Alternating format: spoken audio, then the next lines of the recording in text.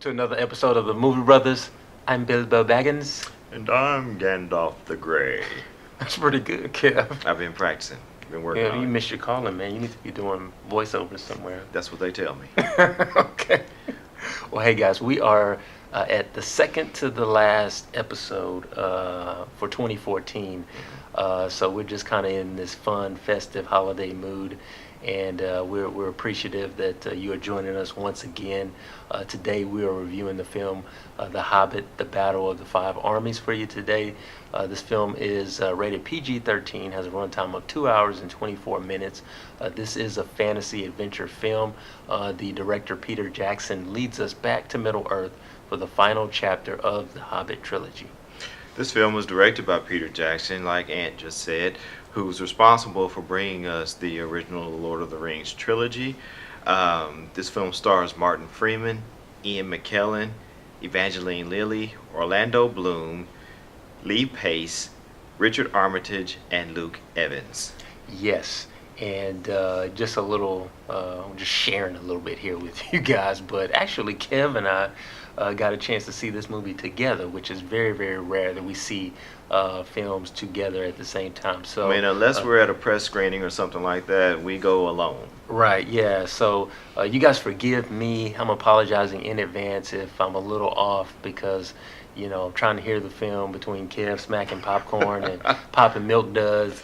Hey, you have not lived unless you have combined your milk duds and your popcorn together. All right, try it next time. Yeah, or M&Ms and popcorn. But hey, what you think about this film, Kev?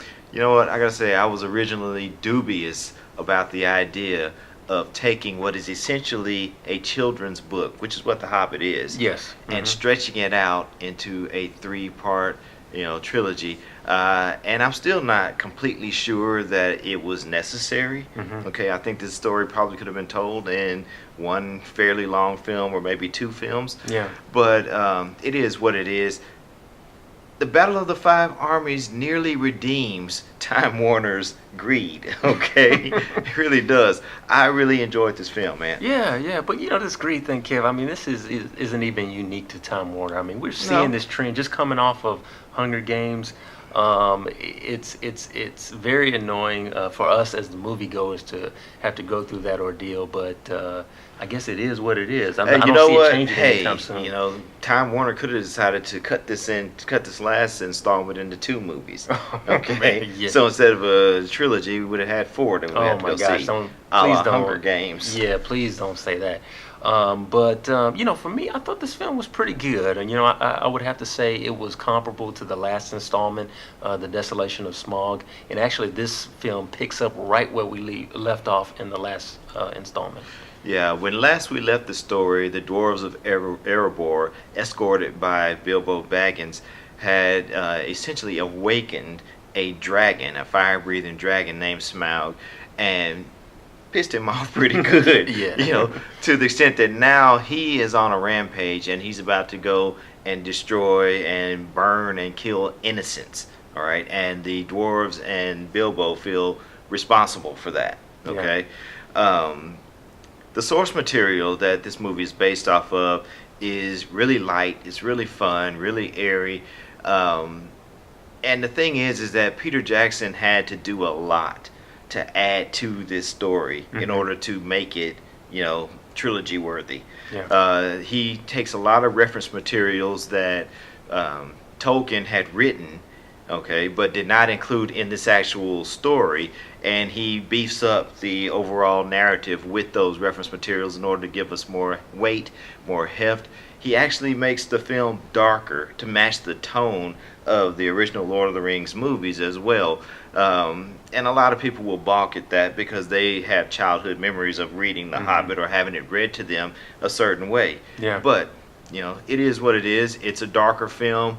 It's a little bit more violent than the book is, or actually a lot more violent than the book is, but it is fun to me. Yeah. You know what? I would say a couple of things here. First, I struggle with that whole kind of dichotomy because of he's made this film darker, and so hence a lot more violence. For me, as a movie goer, I'm used to seeing a lot more blood and gore if that violence is taking place. Now, I recognize this film is PG-13. They couldn't have all of that. But again, And that didn't really exist in the first Lord of the Rings trilogy also. I mean, you didn't see a lot of blood and gore there either. That's true, but I've seen so many, and it's just kind of it's built up to this, and so I'm just again I'm used to, if it's going to be that much slicing and dicing, I want to see a little bit more entrails and stomachs flying open and all that kind of stuff. You got a problem, man. I know I do, Kev. So you might want to scoot over a little bit. Next thing is the special effects. Now I have a love-hate going on with that in this film on that front, because on one hand, man, we see some beautiful special effects going on, in particular with the detail that goes into the creation of the character, the creatures and the monsters in this film. There's some very, very cool stuff going on. On the flip side of that, at times I feel like I'm watching a video game of like Final Fantasy or something like that from back in the day. Right. A little bit too much CGI and stuff going on, but they go hand in hand. You can't do one without the other. So, Right. It is what it is on that. Right. Weta does what they do best, special effects, and they do a masterful job with the special effects in this film as well. I mean, they don't dig into their bag of tricks and show you anything that you haven't seen before. If you've seen the Lord of the Rings trilogy, then you've seen everything that they pretty much have to offer. Okay, it's still well done though. And it's suitable to the story. As far as the acting is concerned, none of these actors or actresses will be lining up on Oscar day, waiting to get their award. But again, you don't really expect them to. No, not at all. But they do a really good job of conveying what the script asks them to convey. And there's actually a lot of heart, feeling, emotion, poignancy in this film. And I think that people will actually really enjoy it. I thought I saw it jerk a tear out of Ant's eye. I was gonna say the same thing about you, Kev. I thought I saw your bottom lip. I thought I saw your bottom lip quivering a couple of times. Quivering like Denzel Washington. But I agree with you on that. I think the entire cast did a solid job. No complaints on that front. And Kev, you think we could throw some points on this thing, man? Let's do it. Hey, kick it off. I was suitably entertained by the end of this trilogy, by the Battle of the Five Armies. It sees Peter Jackson return to form, as far as I'm concerned. I was a little worried about him, when he first kicked this trilogy off. He was trying to shake a little rust off, but I feel like he does that, to great effect by the end of this trilogy. And, I highly recommend it to anybody who's interested in, J.R.R. Tolkien fans. I give this movie an 8 out of 10. Okay. All right. For me, as I mentioned, when we opened up, I thought this film was pretty good. I think it's a pretty good movie. I had my issues with the special effects, and the film, the movie drags at times for me. There's some lulls in there. I mean, it is almost 2.5 hours, so pretty lengthy for me. But at the end of the day, I give this film a 7 out of 10. There's nothing really new here. I mean, we had the Lord of the Rings trilogy. Now we're wrapping up in the Hobbit trilogy. A lot of the things are just kind of the lay of the land and the characters and things. We've seen this, and maybe that's even a part of it too, to where I'm like, hey, this is just pretty good. But I mean, you're either gonna see it as something that hey, this is too familiar, I've seen this over and over again, or you're gonna see it as, hey, this is like a return home again. I'm glad to be visiting. Right. Yeah. Maybe if they would have had like a Black Hobbit or something show up in the film, maybe that would have been added. Oh man, it's always black and white with you, ain't it? Just jokes, y'all. Just jokes. But 7 out of 10. So that's a 7 from me. 8 from Kev. I think what we are telling you is this film is worth going to the movies to check it out. Go see it. Is what we're saying. Yeah. And it's the holidays. Take the family, your nieces and nephews, or kids, or whatever.